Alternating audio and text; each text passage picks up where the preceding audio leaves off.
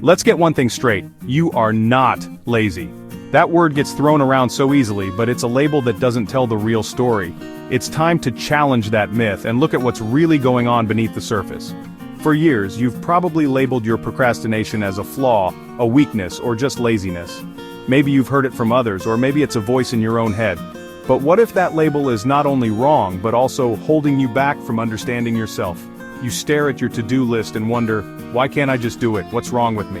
The guilt builds up and the pressure to perform only makes it harder to get started. It's a cycle that feels impossible to break. This self-criticism is exhausting and only makes it harder to start. The more you beat yourself up, the heavier the task feels and the more you want to avoid it. But what if procrastination isn't about laziness at all? What if it's a signal from your mind that something deeper is happening, something that deserves compassion, not criticism?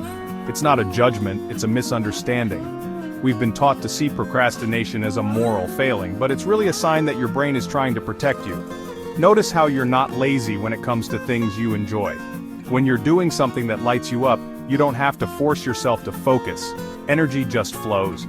You have energy and focus when you care. You can spend hours on a hobby or a passion project, and time seems to fly by. That's not laziness, that's motivation in action. The tasks you avoid trigger stress, not a lack of drive. Often it's anxiety, fear of failure, or overwhelm that makes you freeze, not a lack of willpower. Procrastination is about emotional regulation, not productivity. Your mind is trying to shield you from discomfort, uncertainty, or even past experiences that made similar tasks feel unsafe. It's your mind's way of protecting you from discomfort. It's a coping mechanism, not a character flaw. So let's throw out the word lazy. It's outdated, and it doesn't capture what's really happening inside you. It's not accurate, and it's not helping. Replace it with stuck. When you say you're stuck, you open the door to curiosity and self-compassion. Being stuck is temporary, and you can get unstuck. It's a state, not an identity, and it's something you can work through step by step. You're not lazy, you're momentarily stuck because of a powerful emotion. That emotion might be fear, doubt, or even perfectionism, but it's not a permanent part of who you are. This shift in language is the first step to changing your relationship with work and with yourself. When you treat yourself with understanding, you create space for growth and change.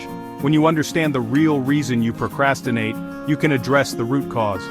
You can start to ask, what am I feeling, instead of what's wrong with me? It's not a character flaw, it's fear. And fear is a normal human emotion, not a sign of weakness. And fear is something you can face, understand, and move through. With the right tools and support, you can learn to work with your emotions, not against them. You've blamed yourself long enough. It's time to let go of shame and start seeing yourself with kindness. Let's begin the journey to get unstuck, one gentle, compassionate step at a time.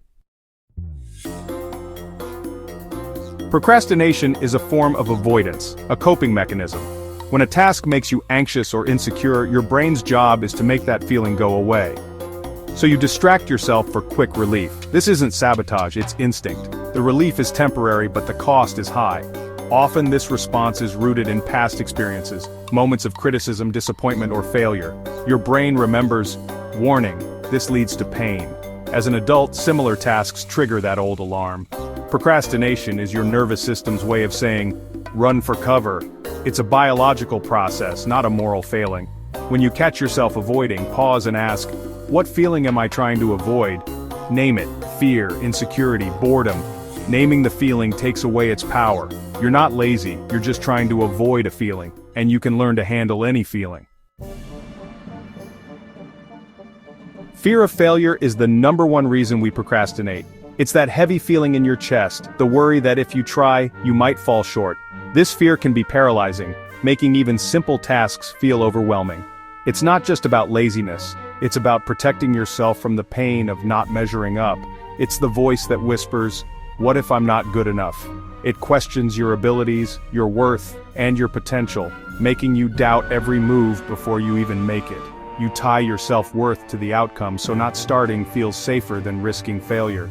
The fear convinces you that avoiding the task will protect you from disappointment, but it only leads to regret and missed opportunities. Perfectionism is just fear in disguise. It keeps you planning, researching, and never starting. You get stuck in endless preparation, convincing yourself you're being productive, when really, you're just avoiding the risk of failing. Ironically, avoiding small failures guarantees a bigger one, never trying at all. The pain of inaction grows over time, leaving you with what-ifs and a sense of unfulfilled potential. This mindset often starts in school, where mistakes were punished, not learned from. We're taught that errors are something to be ashamed of, rather than valuable lessons that help us grow. But in real life, failure is just data. It tells you what didn't work. Each setback is a clue, a stepping stone that guides you toward improvement and eventual success. Redefine your goal. Don't aim for perfect, just aim to start. Taking that first step is often the hardest, but it's also the most important. Work for 5 minutes, learn something, and focus on effort, not outcome. Small actions build momentum, and each attempt teaches you something new. Every successful person has failed many times. Their achievements are built on lessons learned from setbacks, not from avoiding them. Failure isn't the opposite of success, it's a step toward it. Each mistake is proof that you're trying, learning, and moving forward. Lower the stakes, and just begin. Give yourself permission to be imperfect, and remember that progress starts with action. Progress, not perfection, is the real win. Celebrate every small victory because each one brings you closer to your goals. Effort is always within your control. When you focus on showing up and trying, you take the power away from fear and give it back to yourself. The fear of judgment is another major reason we procrastinate. We worry what others will think. Will they laugh, criticize, or reject us? Our brains are wired for connection, so social fear feels like a threat. This fear keeps you playing small, holding back your ideas and avoiding risks. But most people are too busy worrying about themselves to judge you. Social media amplifies this fear, making everything feel like a performance. The antidote? Anchor yourself in your own opinion. Connect with your why. Why does this matter to you? Practice sharing in small ways and notice the world doesn't end. Each time you act despite fear, you rewrite your old programming. You can handle judgment, and it loses its power. Fear of success is real and powerful. Success brings new pressures, responsibilities, and visibility. Sometimes you fear you don't deserve it. Imposter syndrome creeps in, so you hold yourself back, staying in your comfort zone. Procrastination protects you from a future you feel unprepared for. You might worry success will change your relationships or make others uncomfortable. To avoid friction, you dim your own light. To overcome this, give yourself permission to grow. Visualize yourself handling success. You are capable. Focus on opportunities, not just pressures. Remind yourself of your wins, however small. Success is a journey, not a destination. You are ready for the next step. Procrastination is rooted in your nervous system. Your amygdala, the brain's alarm system, triggers fight, flight, or freeze when you face a feared task. Stress hormones flood your body, making it harder to think clearly. Your logical brain shuts down. Your body screams, "Escape!" This reaction is based on old memories of criticism or rejection. Your nervous system reacts automatically, hitting the panic button. Willpower alone can't override this response. The key is to regulate your nervous system. Signal to your brain that you're safe. When anxiety hits, pause and breathe deeply. Deep breathing calms your body and brings your thinking brain back online. You can't outthink panic, but you can soothe it. Calm your body first, then choose your next action. This is how you break the cycle. Now, how do you break the habit of avoidance? You need a tool to interrupt the pattern, fast. Enter the 5-second rule. When you have the urge to act, count backwards. 5, 4, 3, 2, 1, then move. This interrupts the habit loop and activates your action brain. Hesitation is the enemy. If you wait, your brain will talk you out of it. The rule doesn't make things easy, it makes you act. You can feel scared and still start. Counting backwards focuses you, and moving creates momentum. You don't need motivation to start, you need to start to feel motivated. Use the rule to launch into just 5 minutes of work. Anyone can do 5 minutes. Once you start, it's easier to keep going. The 5-second rule is your tool for starting, and starting is always the hardest part.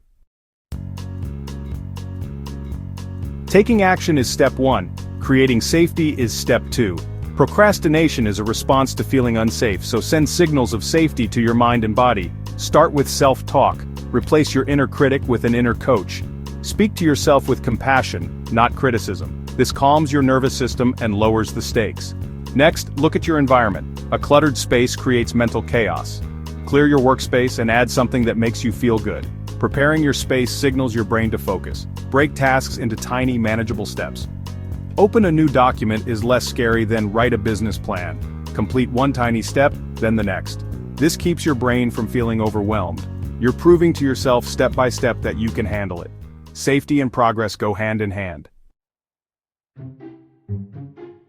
Overcoming procrastination isn't about hacks or willpower, it's about healing. It's about understanding the deeper reasons behind why you pause, hesitate, or avoid. It's about giving yourself the space to grow, not just pushing yourself harder. You're not lazy, you're scared, and that's human. Fear of failure, fear of judgment, or even fear of success can hold you back. These feelings are normal, and you're not alone in experiencing them. Avoidance is a learned coping mechanism, and you can unlearn it. Every time you distract yourself, you're just trying to protect yourself from discomfort. But you can teach your brain a new way. Imagine your future self, the one who finished the project, launched the business, or had the tough conversation. Picture them clearly. What do they feel? What do they know now that you don't yet? That person is you, just on the other side of action. They're not a stranger, they're simply you, after you've taken the steps you're afraid to take today. They didn't wait to feel ready. They acted, even when scared. They felt the fear and moved forward anyway, trusting that clarity and confidence would come with action. They used tools like the 5-second rule and self-compassion. They learned to pause, breathe, and gently encourage themselves instead of criticizing. They took one small, imperfect step at a time. Progress wasn't about giant leaps, but about showing up, even if it was just for a few minutes. Your future self is cheering you on right now. They know how hard it is, and they're grateful for every effort you make, no matter how small. You have everything you need to begin. The resources, the strength, and the courage are already within you, waiting to be used. The only thing left is to choose. Will you take the first step, even if it's small, or will you let fear keep you standing still? Will you let fear write your story, or will you start a new chapter? Every day is a blank page and you hold the pen. The choice happens in small, 5-second moments.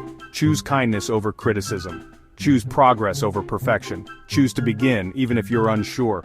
Forgive yourself for past procrastination. You did your best. You were learning, and now you're ready to move forward with new awareness. Now you have new tools and understanding. You're not starting from scratch, you're starting from experience, and that's powerful. Take a deep breath.